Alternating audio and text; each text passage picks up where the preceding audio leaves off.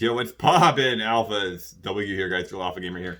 Make sure to subscribe, gamers. But also, let's talk about some gameplay stuff.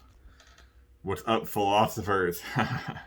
Let's talk about some gameplay stuff, though. Seriously. Let's talk about understanding gameplay, flowchart, A to Z, why understanding is important, what it is. Let's go into that because this helps me really reformat my gameplay and then create a basic format for, hey, I need to improve at this game. Let me start improving. Let's create some ideas, and let's talk about something that's like huge regarding understanding, which is do it differently, don't do it better. Don't think of I need to do better. Think I need to do it differently. Now this is game changing, critical, because it is better. You do differently, it is better a lot of times. That's where we're trying to go. We're trying to make it so what you do differently, and it is better, and it's better. Same skill level, and you're better at the game. You're actually at a higher skill level through a tangible process, and that it's fundamentally under. That's what understanding is, right? You understand something differently. You have different behaviors. Well, what if you have quote better behaviors, right? You can instantly become a better player. Very interesting thought. A very interesting concept because it's a tangible thing too. This is a totally tangible thing. If you're at a low level in game or at a mid level in game, you will experience this, and you have experienced it. If you're at a high level, you're familiar with this stuff.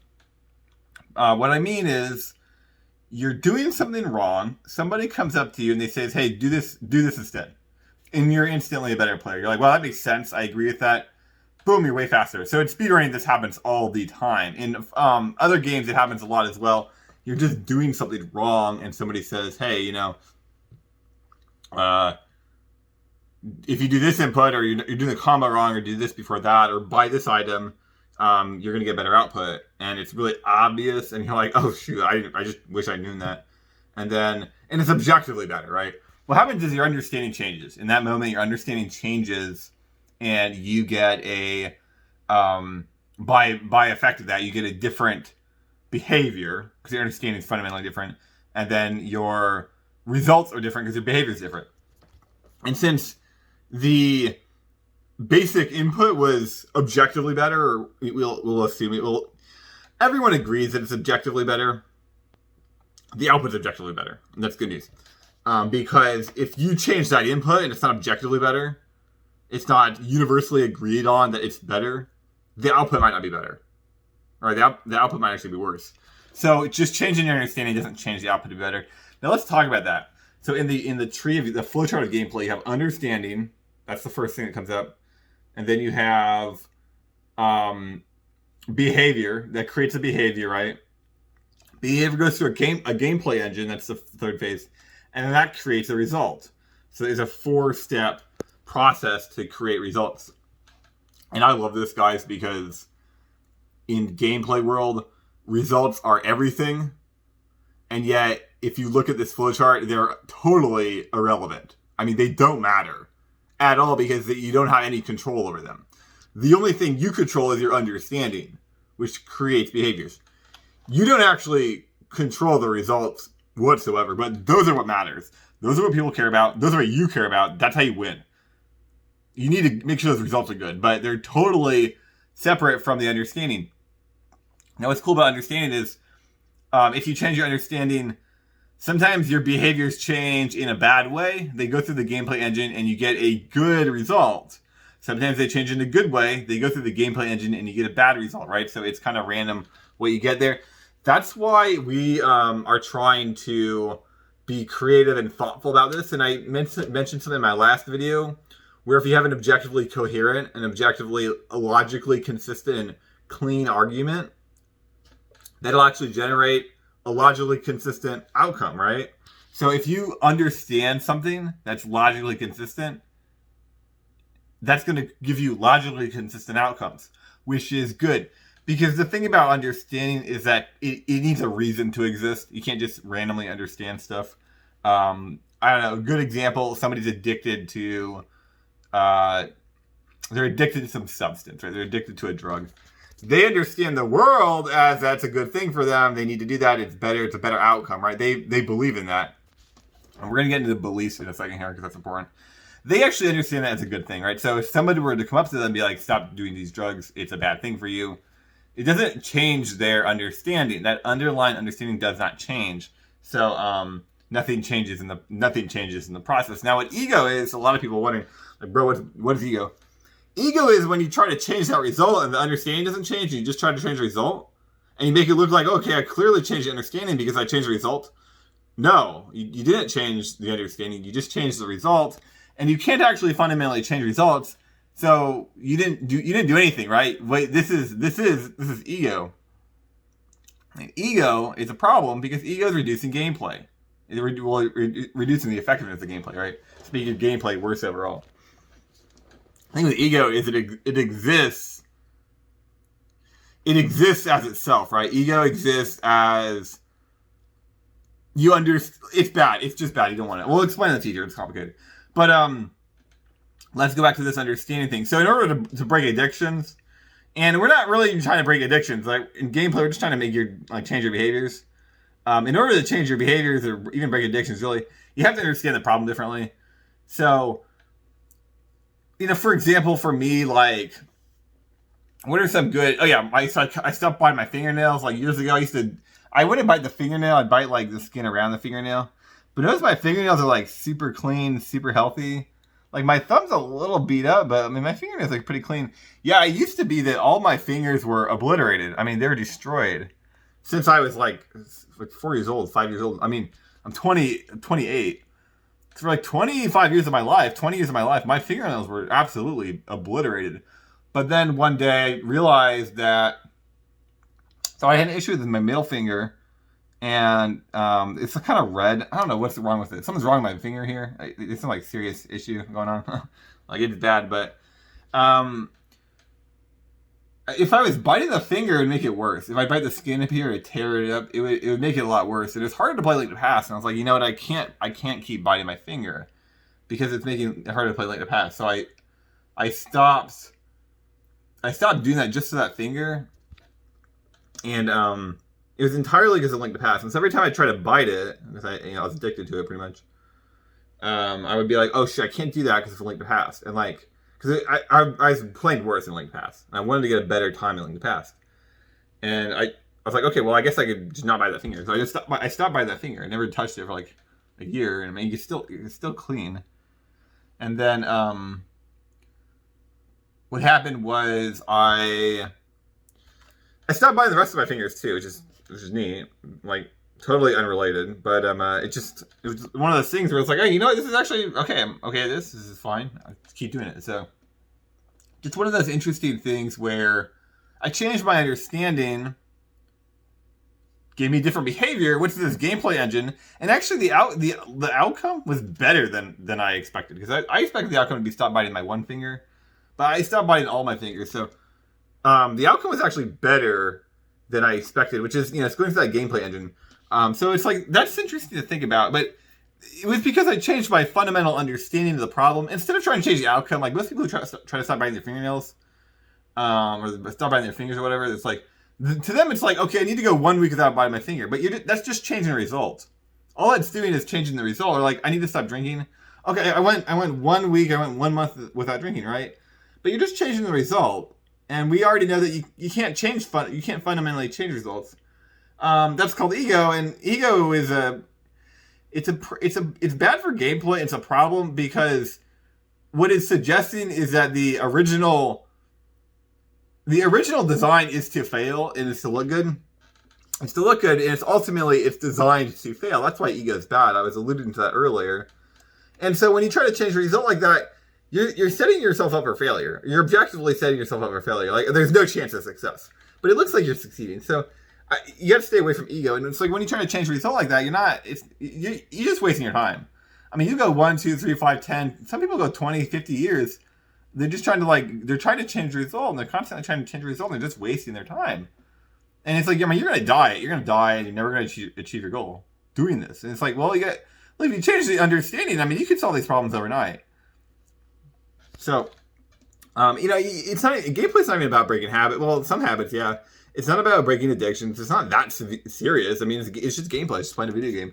So it's a lot easier to change some of these behaviors. Now, some of them are hard to change. but we don't know what's going to happen because it has to go through the gameplay engine, and things are going to change, right? You're going to get a radical result. Now we have to talk about, in order to get there, we have to talk about beliefs, and we have to talk about what is a belief, and because beliefs are basically understanding. Understanding is how you understand the world. A belief is what you believe in, but it's fundamentally the same thing because beliefs dictate behaviors. If you believe in something, you're going to pursue that, right? Okay, guys, I created this argument. If you do something, it means you believed in it, right? You had to have believed in it in order to have done something. This does exclude outcome. So if you do something and then you get a bad outcome that you weren't expecting, it doesn't mean that you believe in the outcome because it has to go through the gameplay engine. But if you do something, especially something that's tangible, it doesn't mean you believed in it. So like, again, if you go home and then you start drinking a ton of soda and you waste your day and then you go to bed and then the next day you're like, no, I love only drinking water and I hate drinking soda and I hate drinking alcohol and I hate doing that. But you're actually doing that every day. It's like, no, you did it. I mean, you must have done it for a reason. Like, you didn't randomly do it. Like, you did it for a reason. Like, if you're doing it, you're believing it, right? It's not that complicated, but that's just, I need to put that out there because in the gameplay world, you need to be very accountable for your actions. So you go into the game and then you do something stupid. It means you believed in it. It means you thought that was the best option. You thought that was a good option at the time, or you thought it was the best option available. Can we get this on the table too? I actually don't have an argument for this one, but I have no counter arguments for it, and I've thought about this a lot, so I believe it's true. And I would like to create discussion on it, and that's that you can only pursue the best available option that you think is the best available option, right? So everything that you pursue, you perceive as the best available option. That's an argument I'm making. I have no actual argument for that, no logical argument for that, but I actually think it's a true statement because I have no counter arguments for that. And in my everything I've looked at, every situation I've looked at, that's actually true. There's nothing that disagrees with that. So I believe that's a real statement. I can't prove that's a real statement, but I wanted to create discussion on that because that changes a lot. And some people will say, well, what about like trying to find balance? I'm not trying to do the best thing. I'm not trying to do the worst thing. I'm just trying to find something in the middle. But don't you realize, like, you actually think finding something the best in the middle, you actually think finding something in the middle is the best option, right? You're still trying to find the best option. And this is big because guess what? You're always trying to find the best option. And it's similar to what I was talking about years ago, where like this whole idea that you're not trying and therefore, because people who try too hard, they like overexert and they choke. So if I just don't try, I'll get a better outcome. But you're just trying to not try. Like, you're not accomplishing your stated goal. You still have to try. Like, you're still objectively trying. So it's like this idea that you can try to not try, it doesn't work. It's same thing where it's like the opposite. If you're pursuing something, you believe it's the best available option. Like, I can't find a counter argument to that. But if we look at beliefs, if you do something, it means you believe in it. And number two, if you believe in something, to you means that it's the best option. That you believe it's the best option, really. Because bad players in games, or even mid-level players, and even high-level players, are not doing the best available option. Sometimes they're doing the best available option. Better players are more often doing the best available option, but frequently these guys are not doing the best available option. Now, if you guys are gameplay savants like me, you see where this conversation is going. Yeah, it's starting to, we're going to figure out what's the best available option, right? You're going to start to learn how to figure out what's the best available option in gameplay. And this is cool because guess what? You don't need to copy somebody else to do this. You don't need to, I gotta copy someone else to do this. You can actually look at the gameplay and decipher, this is the best available option. And do you guys see where this is going? It's big. It's very big. And once you start learning what natural gameplay is and start naturalizing your gameplay, you actually have a value system that you can determine your gameplay around, and it's a lot easier to figure out and determine what is the best available option. So that's something that it's going to come up, and it's radical. I mean, this is a radical change in your gameplay. This is a radical change in your gameplay. Overnight, you can literally radically morph your gameplay. And I mean, again, look back at the fundamental argument. You got to change your understanding. That's going to give you different behaviors. It's going to give you a result. It's through the gameplay engine, right? Which is, I mean, you could do the exact same thing in the exact same situation, but because you're at a different point in the gameplay engine, you're going to get a different result. So, okay, let's look at that idea. What that means is, in order to believe something, or in order to understand something, and then ultimately believe in it, you have to really understand it. You have to really believe in that. You have to really believe in that in order to make yourself do it in a bad situation. You have to really strongly believe in that. So, to me, that means we need to start creating value. And we just need to start looking at gameplay, and we need to start making arguments about gameplay. And the easiest argument I came up with, the number one argument I came up with in gameplay that affected my gameplay the most, is the reality versus theoretical argument. You got to start looking at this argument more critically, because this has huge impact on the gameplay. And actually, when you start looking at top end players or higher end players, start looking at how they think about gameplay and how they interpret gameplay. And I've seen many Melee professionals say that mentality is everything in gameplay. First of all, what I would do if you're one of those players, or if you're a player looking at this, contradict that statement, because that's the wrong statement. That's not true, right? There's a lot of factors in gameplay that are not mentality, that are objective factors, like random factors. And maybe there's no random elements in Melee, which there are, but let's assume for argument there's no random events or random mechanics in Melee. There still are mechanics and factors in Melee that are not mentality related, like I don't know, matchup, characters, stages. Is physical well-being related to mentality? I don't think so. I think they're separate. Just game mechanics in general, that matters. Controller stuff. I mean, these same Melee pros that are like, no, mentality is everything, and then they start complaining about controllers. You got to give me a break. Like, I mean, these are contradicting statements. Like, these don't work. So I don't know. So, but why are Melee pros or why are professional players saying this? Okay, number one, they have the freedom to. They can say whatever they want. People just believe them. Number two, maybe they're trying to suggest something that's different than their actual statement. Number three, they do things and they understand things about the game that they're not telling you, right? So you kind of have to weed out the trash and look for the good stuff. Also, I've noticed a lot of the players and professionals that are saying that are not the ones that are winning every time. They're not actually at the top. They're close to the top. And in my opinion, if you're losing in a vacuum, that's a bad thing. And in a vacuum, that's by your ego. Your ego is causing you to lose. And so a lot of these players, it's like they say mentality is everything. Well, they got third place, which is good, but maybe it's the mentality that's limited them, or maybe it's their mentality is everything that's limiting them. Like, I don't know. A little skeptical. Okay, guys, let's go back to the very beginning of this video where I was talking about think differently, don't think better, don't try to do better, do differently, right? So this is big because I like this idea because you don't need to change your skill level, but you could think that you could get much better results. So I used to play Link to the Past and I used to speedrun it, and when you do a speedrun, let's say it's 90-minute speedrun, let's say even a 60-minute speedrun. In a 60-minute speedrun, which is 1 hour, I would do, I was an 83-minute speedrun. I would look at the run and I would identify mistakes. And like, so a 10-second or a 20-second jump in a speedrun in like a Link to the Past is a very big deal. It's an entire skill gap. It's huge. But I would look at my run and I would notice that I probably made 20 or 30 seconds of mistakes in the run.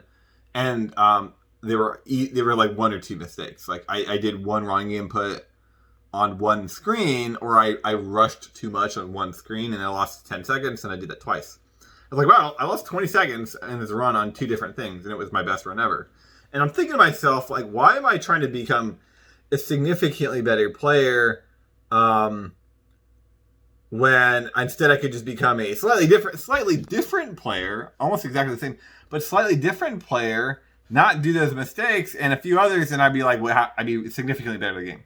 Exact same skill level, I would just be doing a few different behaviors. Exact same skill level. It would require no practice on my end. It would require, or no additional practice. It would require the same, technical skill cap. It would require the same level of mechanical understanding of the game, like there would be no difference, right? Now, this is a fictional universe, clearly, right? It can't just magically become a better player. That makes no sense, but it is a fictional universe. But as a thought exercise, it's true. I mean, as a thought exercise, this is actually fundamentally true. Like, I don't need to be better at the game. I can just be slightly different, and I get massively better results. Well, how do I do that? Understand the game differently. Because let's say you just understand the mechanics differently. You don't need to be faster. You don't need to be more frame precise. You don't need to know these like new things that no one has realized.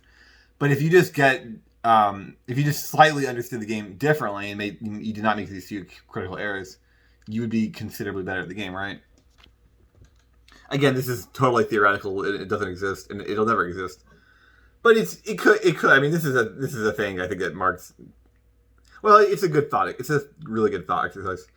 Well, I started realizing, like, I was like, okay, well, why can't I do that, right? So I started to be more practical about the situation. Be like, well, I do got to get better at the game, obviously.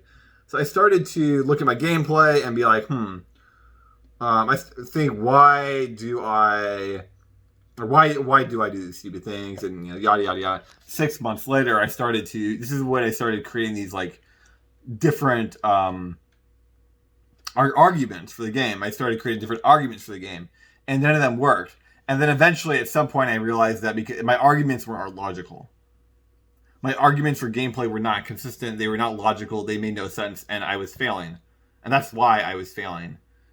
Because I would make an illogical argument for the game and for gameplay, and then I would try to carry it out in gameplay. Or I would carry it out in gameplay, and it would fail, and then I would have to be like, this is either wrong, or I'm doing something wrong. Like, something's wrong here, or this is not working, or this is not a good idea, I should abandon it. So I started to be like, well, wait a minute, I just need my arguments to be logical and consistent. So I started making logical and consistent arguments, and the first argument that I made was, one of the biggest arguments that I made was, theoretical gameplay doesn't actually exist. It's not a thing. It doesn't exist. And reality, right, is the only form of gameplay that does exist. But really, theoretical gameplay doesn't actually exist. It's not a basis for anything. It's not useful as a metric for anything. It's totally worthless. It's not actually a real thing. So this is big because people who practice on a practice hack engine, well, I mean, this is not real gameplay, right? This is not a one-to-one comparison with an actual speedrun. And so, like, every time from then, I started seeing people complain about, like, wow, never in practice, always in a run. People would say this. If you're a speedrunner, you've heard that. And I'm like thinking to myself, like, well, I mean, your practice isn't it's not a one-to-one with your run. I mean, I'm sure there's a reason that you're failing in a run. Same thing happens in like League of Legends, like professional play in League of Legends. Whatever happens in scrimmages is totally different than the tournaments. Oftentimes, right? Frequently. I mean, people will say this team is bodying everybody in scrims. Going to the tournament, they bomb out, lose, like last place. People wonder why, but I mean, it's obvious to me. They have an ego at play, and the ego is causing them to get good results in the scrim environment, in scrim practices. And unfortunately, what happens when you do that? You do not learn how the actual mechanics that are necessary to win in the real game function.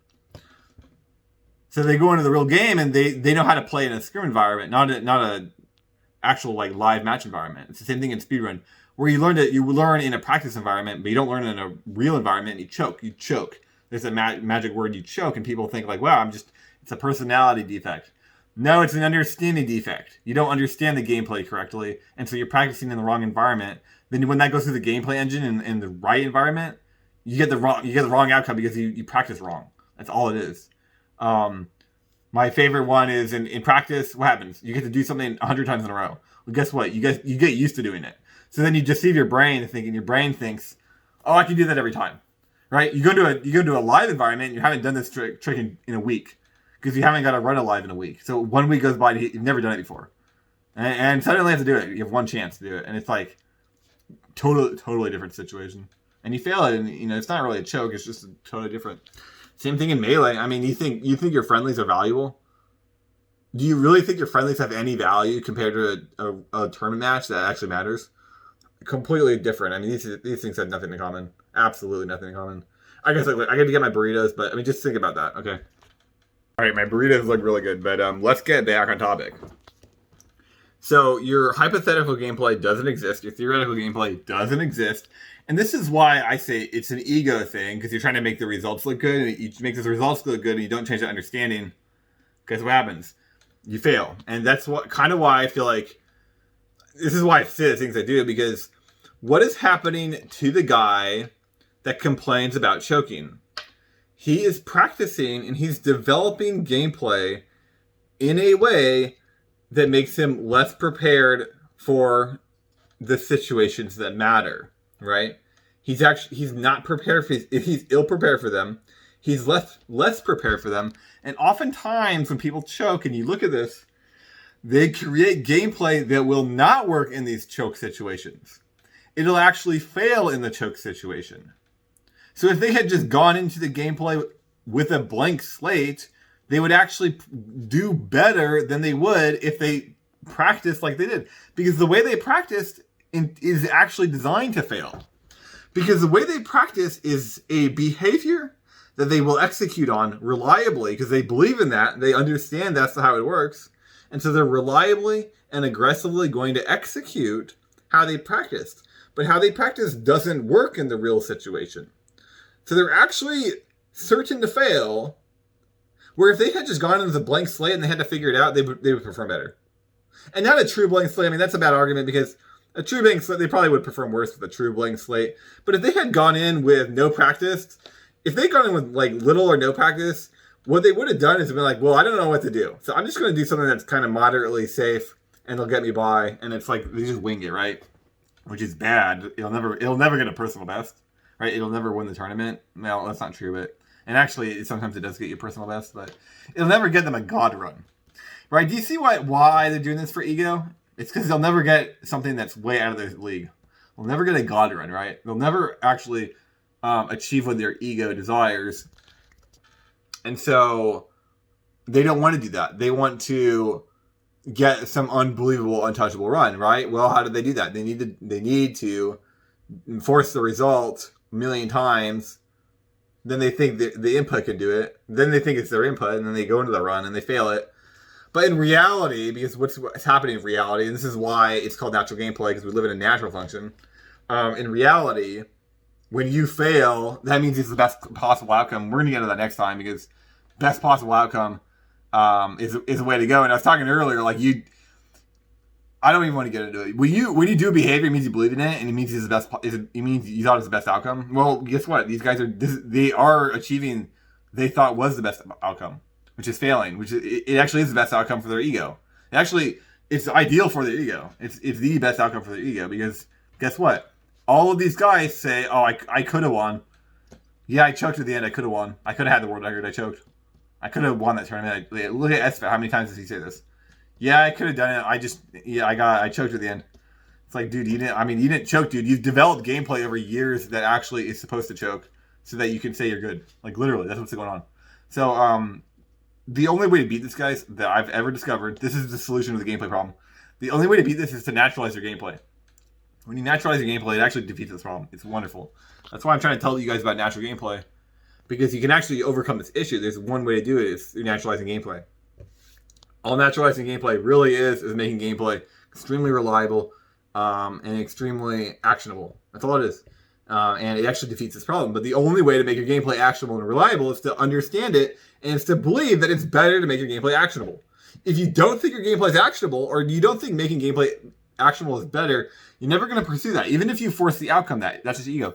You have to actually believe that making gameplay actionable and reliable and recreatable is better, and then you'll start doing it, and then you start naturalizing your gameplay. The only way to think it's better is to understand why it's better, and it's to understand that when people choke, that was a product of their desires. That was actually their desired outcome. So anyway, I'm gonna leave you guys with that bomb later. Like, think about that a lot, because this actually is a real tangible way to improve my gameplay, or your gameplay. I mean, I already improved my gameplay massively. I'm going to get you guys to improve your gameplay. It doesn't matter what game you play. It's an argument about behaviors and beliefs. So yeah, have a good one. Make sure to subscribe, like, comment, share this video if you liked it. If you changed your life, give me some comments, just whatever. I don't really care right now. Next video, let's shoot for. I'm gonna write it down. Let's shoot for. Shoot, I said it in the video. I literally said it in the video. Choking. Let's do choking and practice. Now we're getting into why you suck, why you choke. It's because your practice is unreliable and it's imperfect. I'm gonna leave you guys with one idea regarding this. It's called why are you practicing when you don't know how to practice? What is the benefit of practicing? Like, people say I practice for 10,000 hours, but why didn't you think about how to practice better for 10,000 hours? Like, right? I mean, I'll see you guys later.